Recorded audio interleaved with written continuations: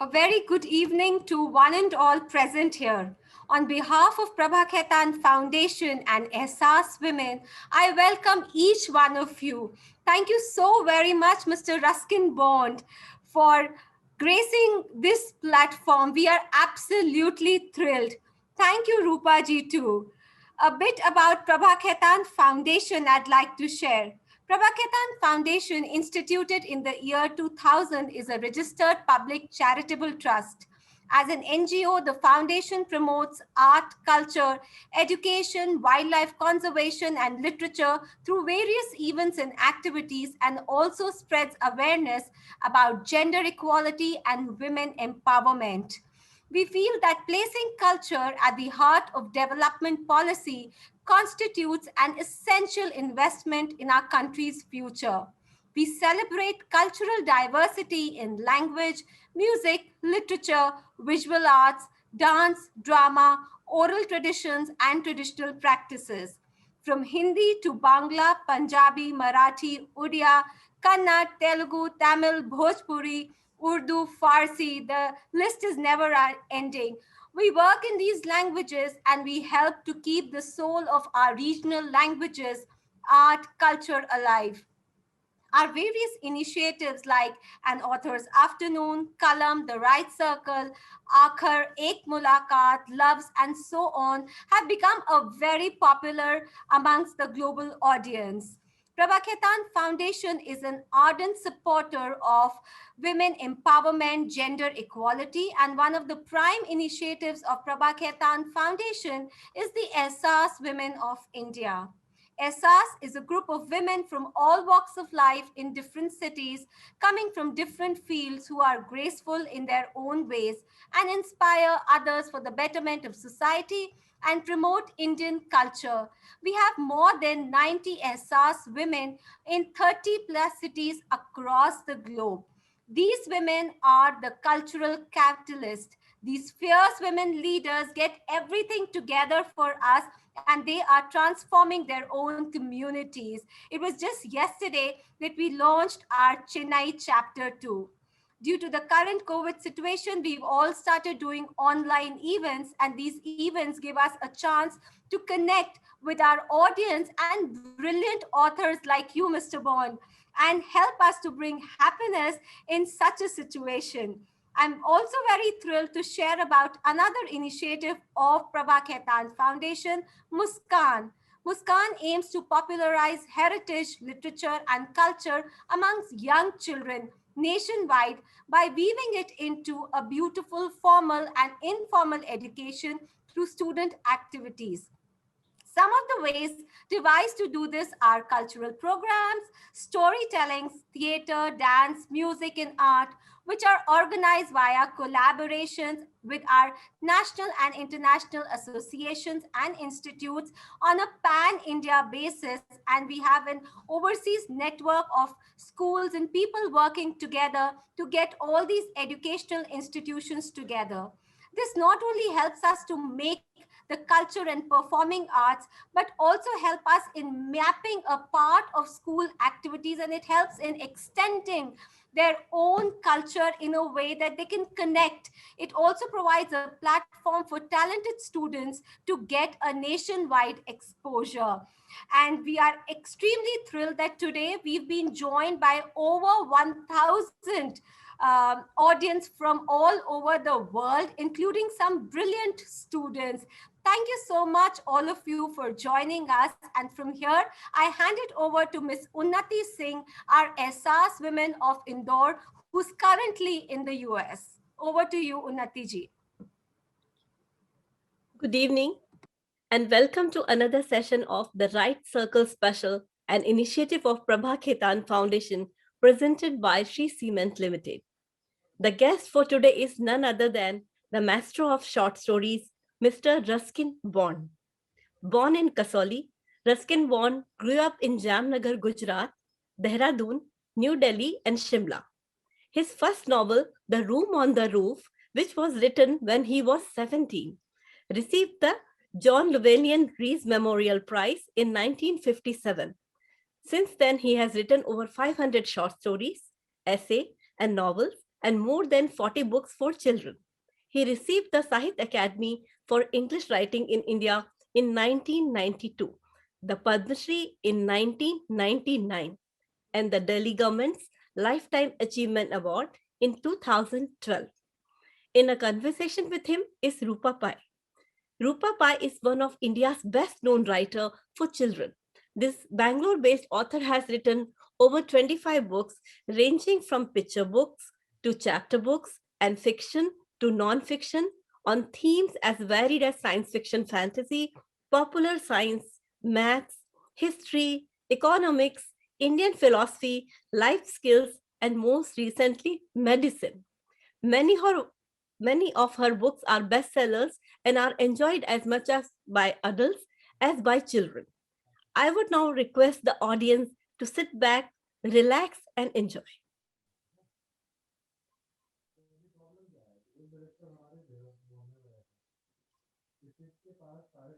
Thank you so much, Unnati, for that very warm welcome. It is my great honor and privilege to be here. And that too in conversation with the absolute Pitamaha of Indian children's literature in English. You know, 10 years ago, I don't know if you remember this, Mr. Bond, but we were on a stage together and I was interviewing you for Wipro's Earthian event in Bangalore.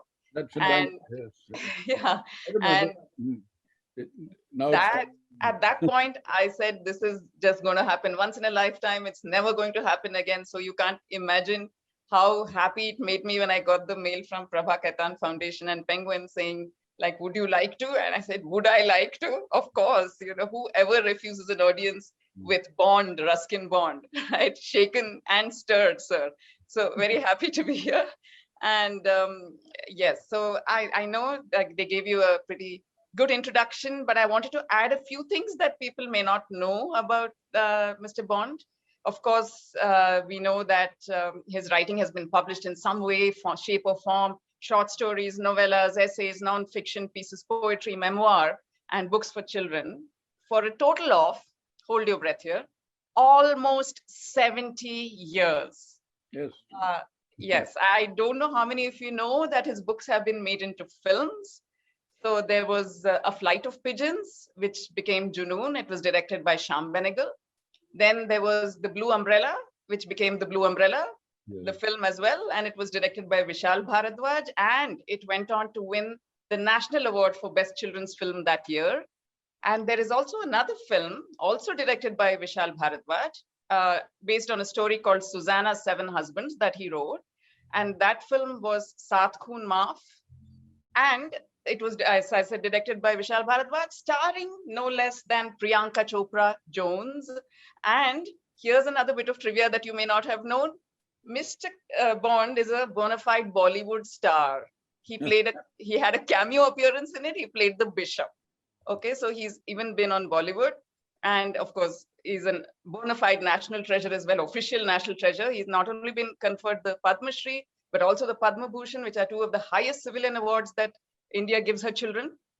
And if there is any town in India that is synonymous with an author, it is Mussoorie and Landour specifically with Mr. Bond. And I would hazard that there is hardly an English-speaking, English-reading Indian who does not know his name.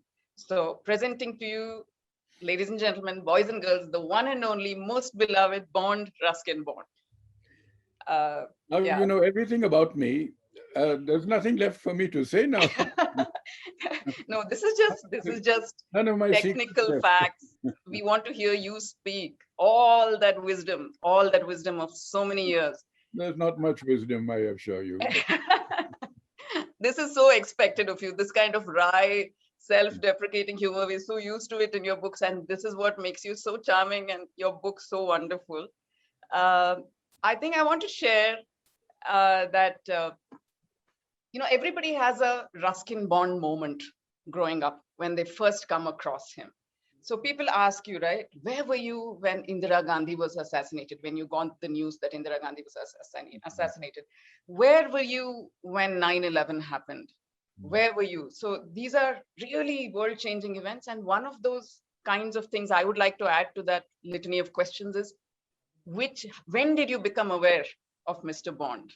And for me, it happened, I think, when I was 14 or 15. It was a summer vacation. I was completely bored because I had finished reading all the books I had. The library was shut, perhaps, but I had finished reading everything, and I had become reduced to reading the literature on toothpaste cartons and whatnot. And that's when I started looking around for more books to read. I just wanted any book to read. And one of my neighbors who went to an ICSE school, I was a state board student. So she said, well, I don't have any books that you haven't read, but I can give you one of my textbooks. And for a state board student to read an ICSE English textbook is a great thing, because, they have good stories there and possibly writers you haven't read. And she handed me a book, and she said it was a non-detailed textbook. So it's a little novella. And that book was called The Room on the Roof. And since it blew my mind, and that sense of love and loss contained in it, I still carry it with me. It is still a part of me. And I have always thought of Mr. Bond since then as Rusty. He can never be anything but Rusty to me. And so that was a great summer. And perhaps also because I was the same age as the protagonist. And I cannot believe that you were only 17 when you wrote that book. And you won a prize called the John Llewellyn Rice Prize, which was given to the best writing to come out of the British Commonwealth by any author under 30. That is so unbelievable, and will you tell us a little bit about that, where that story came from? And it is such a classic. I could read Room on the Roof right now again and still enjoy it. Thank you. Thank you for saying all those nice things about it. And I'm so glad that, so I can't count the years that have gone, but that there are so many young readers and older readers too, who still get some pleasure from reading The Room on the Roof. Oh, totally. Yeah. That it has far more readers today than when it was first published, And you're right, I was 17 when I wrote it. It took me about 2 years to get a publisher. It wasn't that easy.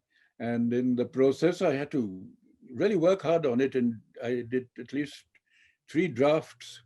I've never worked so hard in my life as I did with that first novel. And it didn't make much of an impact. It wasn't a sensation when it was first published, although it did win that award and got good reviews. But it was actually, it took many years for it to somehow pick up and acquire many readers, as it does now have. And I'm grateful for that. And it sort of set me off as a writer. Yeah. Although people think I started off, with a bestseller. It wasn't. It was a book that just about made its way. And it took me a few years after that, actually, to establish myself as a writer. Mm-hmm. So some young writers think you can have success overnight. Yeah. But that isn't the case. Sometimes you have to work very hard for it over a period of time. Yes, that's a great lesson right there, actually. Yeah. I didn't know this, but I read somewhere recently that I knew that you had studied here, you had finished your high schooling here in India, and then you went away to England to be with an aunt in the Channel Islands. Yes. So that to have better prospects there, you didn't know what, you were not trained for anything, you were not educated for anything in particular, you had just a graduation, and you said, let's see what happens, and you went away there.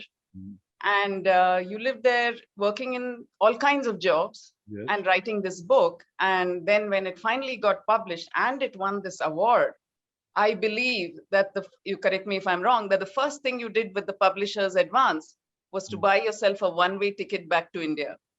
Yes. I mean, that was so heartwarming. Why? Well, that was before the book got published even. Oh, I see. The advance was given on the manuscript once it was accepted. Right. And I immediately got my ticket for my passage back to India. We traveled by ship in those days, not by plane. Yeah. And it was about a year after that actually the book came out. So I Oh, was sitting in my small room in Dehradun, banging away at my typewriter and writing for almost every newspaper and magazine in the country. Uh, uh-huh. and then in the post came along my 6 copies that the publishers usually give you. Right. And so that was a year after I'd come back. And Hmm. actually, I had no one to share that small triumph with at that time. I had young friends in Dehradun.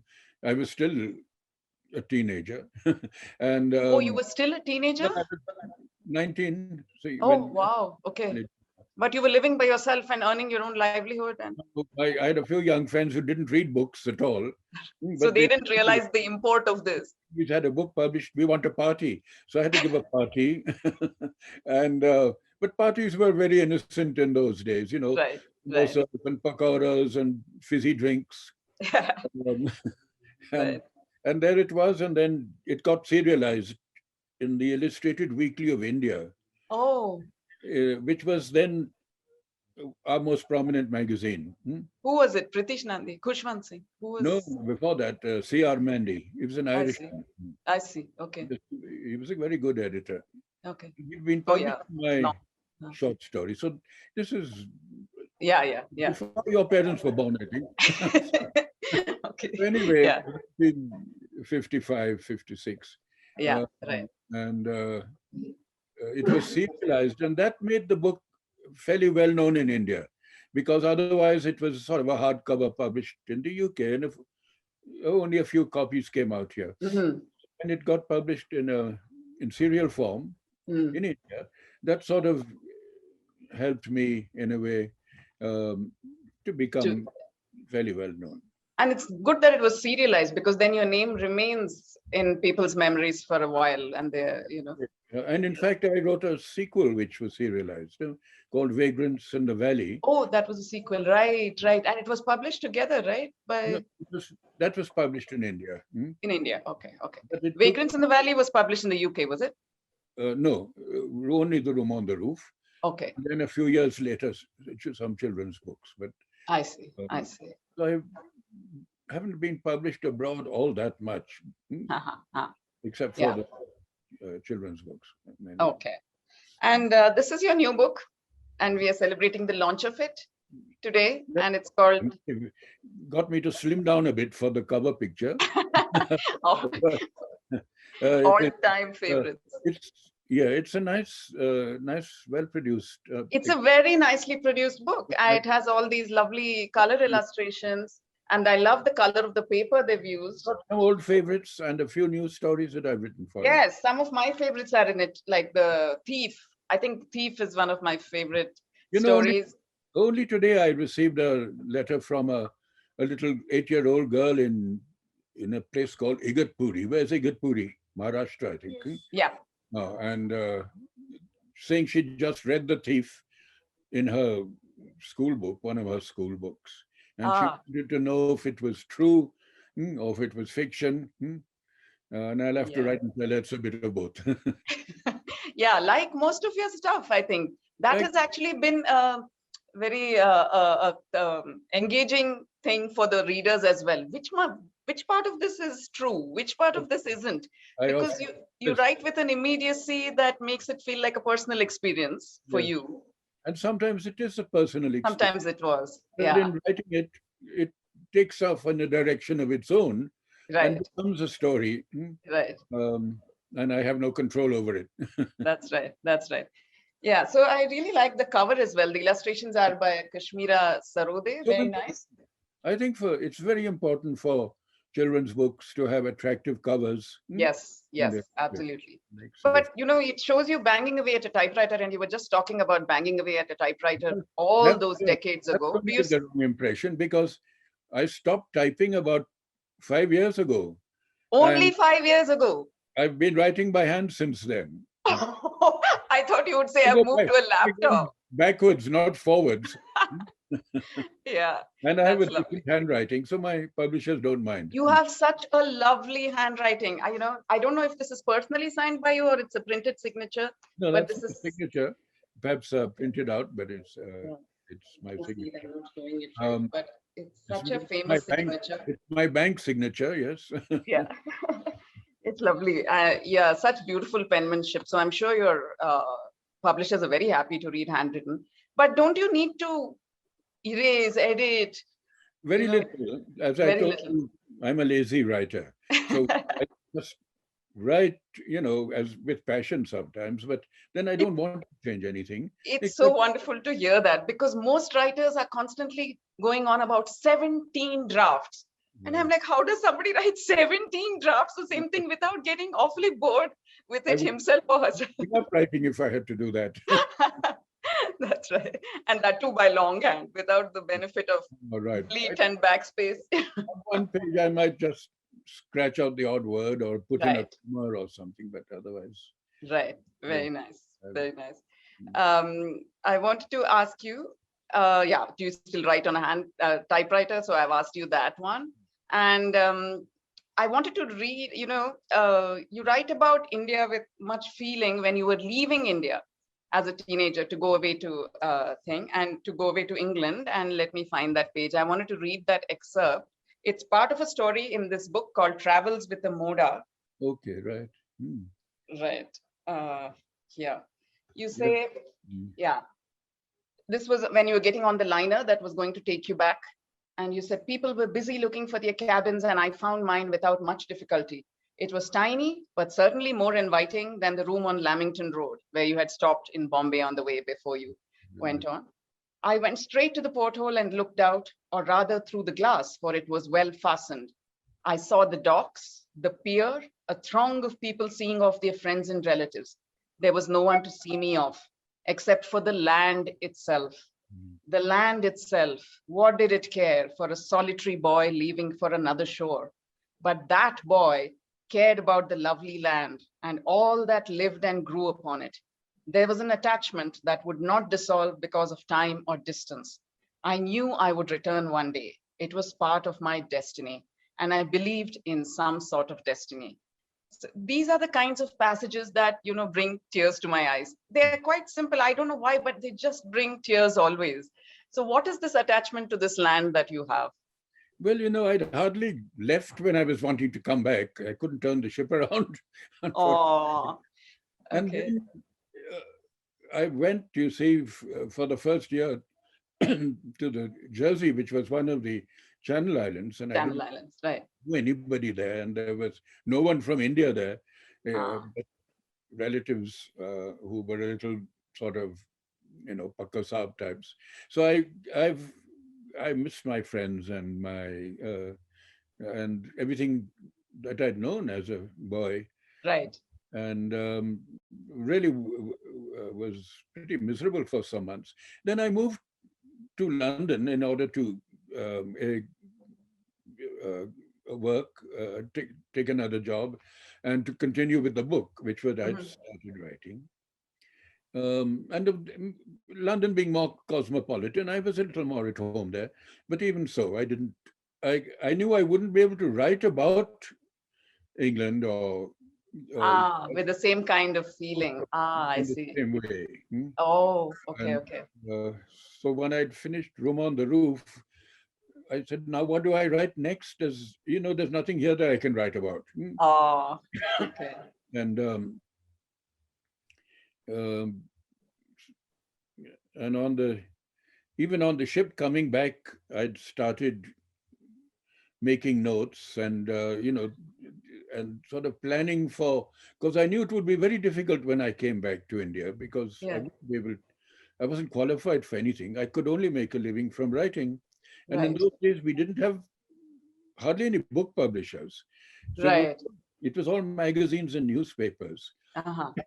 That's one reason why I've written hundreds of stories, because Short format. those far Yeah, off days, magazines and newspapers actually published short stories, which right, don't anymore. right, right, And I would write other articles too, and just right. When did you start writing for children specifically? I mean, see, the thing is with your stories, every one of your stories can be enjoyed by people of any age. yes, a lot of Children. my, even when I was, those first 5, 10 years I was writing for the general reader, you could say, I Mm, mm, specifically for children. mm, I wrote a lot about childhood, that's true. in my own childhood, and I wrote about other children in many of my stories. And it's only when I was about 40 that I wrote my first book specifically for children. Oh, when you were 40? Yeah, Wow. Okay. when I was about 40. Although a lot of things I'd written before that were sort of considered suitable for Right, right, children or young right, readers, but right. hadn't written with a child audience in mind Mm-hmm. till I was about 40. And that happened accidentally. I'd Mm-hmm. written a story called Angry River, and Mm-hmm. I'd submitted it to a publisher in England, Hamish Hamilton. It was a novella, actually. And they wrote back and said they liked it, but it was too short to be a novel that Mm-hmm. they wanted to publish. But it was just the right length for a children's book. Ah, And if I would just work on it a little, and uh, make it easier to read, or some, they could publish it as a children's book. So I did work on it. I adapted it a bit, and so that was my first children's book. Although again, it wasn't written as one to begin with. Mm, right, right. it So was if followed by. Hamish, okay, if Hamish Hamilton came back to you saying tweak it or change it a little bit to suit children, Mm. now Um, that what in what way? Like, do you keep some things in mind when you write for children? I ask as a children's author myself. What? have a good story to tell, as you know, a good story to tell, Yeah, and you must begin that story in a lively way, because right, unlike adults who might put up with you for a chapter or two, a boy or a girl is going to toss the book aside if you don't get their interest. right, So, and you need live, interesting characters, right. and maybe the reader should be able to identify with maybe the narrator or the main character. So there are these, but nothing special. And then Right, I write fairly simply anyway, so I right, didn't have to change my style much, right, um, right. and of You course, write about your writing is so much about the small people, yes, about such universe, and there's a universality to your characters that will appeal to anybody of any generation and any country, I would think. Do you do that deliberately, or is no, that? not deliberately, because most of my readers are in India. Mhm, Or, I would say 90% of it, my readership is here.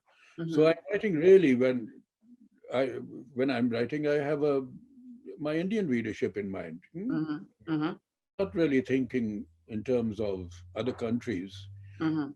Occasionally, a book or story might get translated, but by and large, it's here.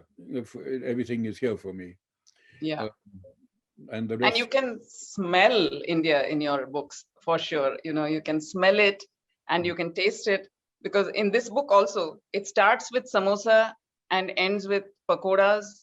And in between, there are jalebis. And I want to read out that little excerpt actually, which is so lovely, Let because what it's talking about really is, it's from a story called Hockey with Azhar. And you talk about the partition as well at that point. And let's see, where is it? Um, 129, right here.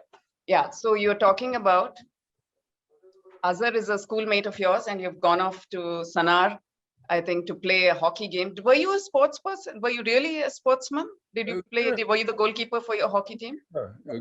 a goalkeeper is good because you don't have to run around too much. You wait for somebody to come and try and hit you with a hockey stick or kick you with a That's football. just your modesty speaking. I think a goalkeeper has to have all his reflexes on point all the time. Yeah. I'm a good goalkeeper, and in fact, I think I've been a goalkeeper all my life. Sort of defending my territory or my family or people I love. um, I'm not a attacking person. I'm a defensive person. Oh, yeah, that's right. And Uh, yeah, being a goalkeeper and jalebis, you yes, know, yes, I'm going to read that out. jalebis. Yeah, we need Yes. to talk about jalebis. So you had finished your game. It was a draw. Mm, And then you said stay at the school was pleasant enough. No morning PT, no classes, no homework, no sticky lumps of rice, mm. chicken for a change, and for 2 blissful days anyway. Uh, Azhar and I roamed the hillside, dipping into a paper bag full of jalebis obtained from the local tuck shop. And this is when partition is about to happen, Yes. right? So that is the time, that's the setting. 47. And Azhar asks you, will you be coming back next year? Don't know, I said. Independence is coming, said Azhar. British boys are going away. And you say, my father and I would have gone too if he hadn't died. Now my mother's married to an Indian. I suppose I'll stay. There's nowhere else to go unless it's another school. What about you? I suppose you will be back. And then Azhar says, I don't know. Our home is in Peshawar. And my father says the country may be cut in two. That's terrible, you say. How can you cut up a country? The war is over. And I was referring to World War II. You were thinking of that war, not of partition. And Azhar says, there are different kinds of war, I suppose, different races, different religions, all wanting their own place. You say, people are different, I suppose, unless they love each other. Friends must remain friends. Friends forever, said Azhar, putting his arm around my shoulder. So what shall we do now? Get more jalebis, I said. So Well, I must tell you only the other day, about last week, uh, so, Bina, that's my granddaughter-in-law, made some jalebis at home.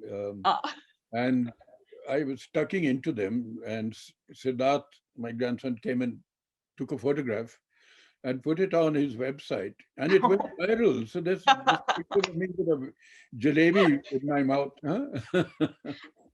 so Uh, so your nothing food has, is such a big part of nothing your has books. changed. Huh? Here I am still enjoying jalebis 70 years later. Right. More No, than and what it captures, that particular excerpt for me, what it captured was the resilience of children. The world can be collapsing around you, mm, but that, there are still jalebis. As long as there are jalebis, it can't be too bad, you know. that's true. Uh, yeah. And how did you cope? You've lived through so many horrific upheavals, like the World War II partition, the India's independence. You know, that was not horrific. That was wonderful. But you know, But as far as I was only 9, 10 years old, yeah. a little But more, old enough to have a memory of it. 12 years old when independence came, 12, 13. Mhm. And so being in a boarding school, you had a sort of protective atmosphere around you.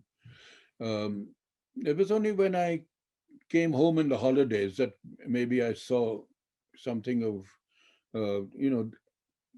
the world itself, or, what was happening in India. And either heard stories or even saw things happening. But uh,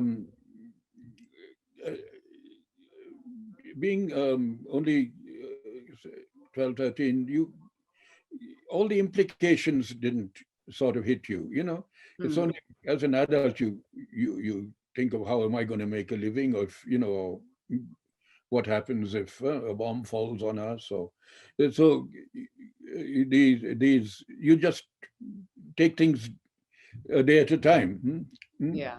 or Yeah. an incident at a time. And so perhaps that's why children perhaps get through these moments of crisis better than adults do very often. Right. Better than adults do. But what is the pandemic? Is it very different for you from how these other events were as an adult and its impact on children today, this current generation? Totally different from anything because it's invisible. Right. It's a ghost. This virus, and even people still can't make out what it is. Even the scientists can't. There's still a lot of bafflement. I think, because it's never happened before. Right. I mean, wars take place. There's all kinds of even uh, Terrorism and events, stuff like that. and Yeah. tsunamis and all that, but we can understand them. Yeah. Yeah. Don't really. So this is very different. Hmm. Personally, it hasn't affected me in the way that it's affected so many other people, young people who need to Yeah. go out or go to school, or simple people, the kind of people I often write about, you Yeah. know, barbers and tailors and mechanics and people who have sell jalebis from dhabas. They've badly their living is gone. Yeah. Um, I'm lucky. I'm sitting at home and I'm doing what I'm always done, writing. Right. Yeah. Um, so very lucky in that respect. Right. And at Right. an age where I'm, I've never been a party person or somebody who has to go out every day. You know, I'm not an extrovert. So there it is. I'm then I can manage quite well as long as the family around me. Yeah. But it's also, I think, your own personal philosophy, the way you live. So I'd like to end with another excerpt, a beautiful little passage about a bicycle from this story called A Bicycle Ride with Uncle Ken, Mm. where you talk about a bicycle provides its rider with a great amount of freedom. A car will take you further, but the fact that you're sitting in a confined space detracts from the freedom of the open spaces and unfamiliar roads. On a cycle, you can feel the breeze on your face, smell the mango trees in blossom, slow down and gaze at the buffaloes wading in their ponds, or just stop anywhere and get down and enjoy a cup of tea or a glass of sugarcane juice. Foot slogging takes time, and cars are too fast. Everything whizzes past you before you can take a second look. And car drivers hate having to stop. They're intent only on reaching their destinations in good time. But a bicycle is just right for someone who likes to take a leisurely look at the world, as well as to give the world a chance to look at him. So it seems to encapsulate your own, how you have lived your life. So if you can just tell us your life philosophy. Oh, well, maybe, yes, I'm a bicycle.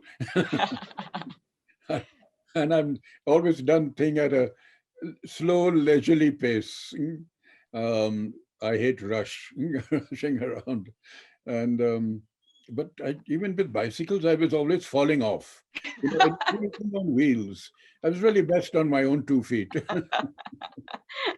Yeah, so So, it's actually, we'll end. Thank you so much for that. And I think we've run out of time, unfortunately. thank We you. could talk to you Yeah. forever, but I want to end with of the first paragraph of The Bicycle Ride with Uncle Ken. It's so hilarious. And I love that gentle, it's never malicious, it's never sarcastic, and it's never even ha laugh out loud. It's that little chuckle that you bring out in your readers with some very gentle humor. And this is how you describe it. The first paragraph goes, kissing a girl while sharing a bicycle with her is no easy task. But I managed it when I was 13 and my cousin Melanie was 14. Of course, we both fell off in the process and landed in one of Granny's flower beds where we were well cushioned by her nasturtiums. That is so sweet. I think, thank you. Thank you so much. Thank you. Thank you. So, for a lovely conversation. Good luck Thank you. with your books and all your writing. Thank you. Thank you. Thank you. You always said such nice things about my books, so I'm always very grateful. Yeah. So I wish, this conversation could go on and on. It was such an amazing session and such an It amazing passed so quickly. experience. I thought this Yes, the time. time really flew. Yes, yes. We wish, the session could be carried on. So on behalf of the Foundation and SAS Women of India, I would like to thank Mr. Ruskin Bond and Ms. Rupa Pai for an enriching and invigorating session. I would also like to thank our presenter, Sri Cement Limited, and the audience whose never-ending support has made these sessions possible and always a big success. So thank you once again, Mr. Bond, and Thank thank you. you, Rupa, for such a lovely session. It was really an amazing experience. Thank you so Thank much. you. Thank you. Thank you. Thank you all. Stay safe, stay home. Thank you. Thank you, sir. Thank you, Rupa. Thank you, Anandita. Bye, Mr. Bond. See Bye. you. Bye. Goodbye.